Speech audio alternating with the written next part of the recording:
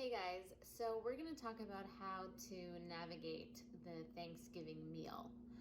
I know this can be overwhelming and kind of a fear, bringing up a lot of fear for some people with the meal coming up tomorrow.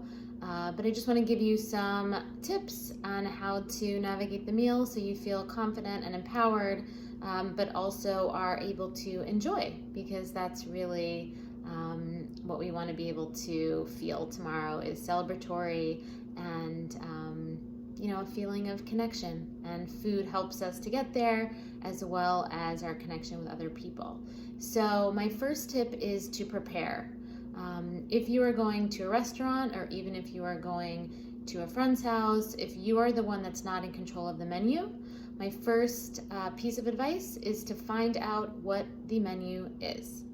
Not to worry about being too pushy or about seeming too controlling. At the end of the day, you are in control and are responsible for your needs, and for your comfort and for your safety. And if you want to design your day around what the meal is going to be for Thanksgiving, then you have every right to do that. If you have any kind of food sensitivities or any kind of diet plan, the first step that's often overlooked and that often can bring the most, the feeling that's going to maybe lead to any kind of binge or any kind of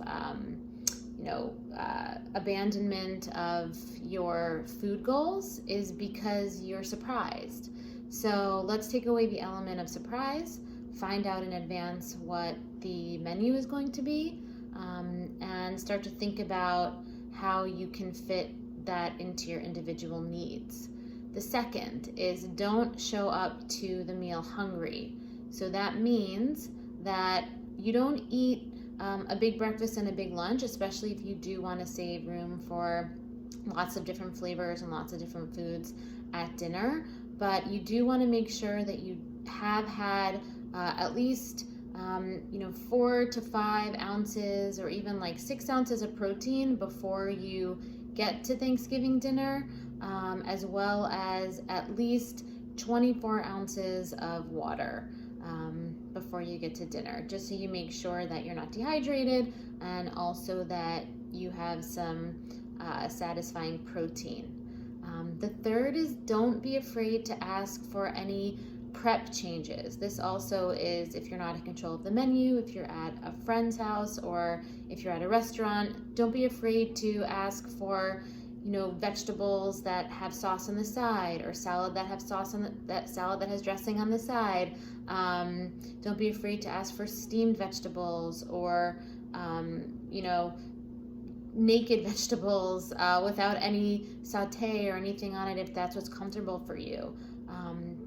Just believe that people really are excited about you feeling good and you feeling comfortable.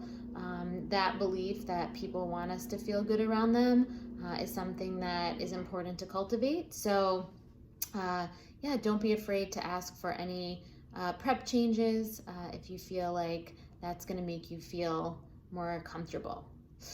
And then the fourth is, when you are starting to eat dinner, instead of taking little bits of every dish and eating it, so for example, instead of taking a little bit of turkey and eating it, and then going back and getting a little bit of vegetables or a little bit of stuffing and eating it, just look at the entire table, decide what you want, create one plate in correct portion sizes of each of the foods. So that would be, if it's protein, about 3 to 4 ounces. If it's a starch, it's about a half a cup, right? So if it's vegetables, and it's pretty, the dressing is pretty limited, or, if it's non-starchy vegetables, like greens or Brussels sprouts, and again, there's not too much, it's not too heavy on the oil.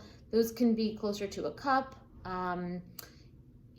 Create a plate that's abundant and that feels filling, and then go back to your seat and eat it slowly, mindfully, and really savor the bites, right? If after you finish that plate, you feel like you have the urge to go back for seconds, drink 16 ounces of water before you go back for seconds, right? And then if you're still wanting to go back for seconds, pick one thing from the table that you want to have as seconds. Because the truth of the matter is you probably aren't hungry. It's more of just a satiation, emotional thing, or and that's okay because it's celebratory. So we're celebrating. So you pick one thing, eat it in its correct portion size, and savor it, right? So this holiday and holidays in general are all about a combination of preparation, accountability, some discipline, but also savoring and enjoyment. We don't want to forget that piece.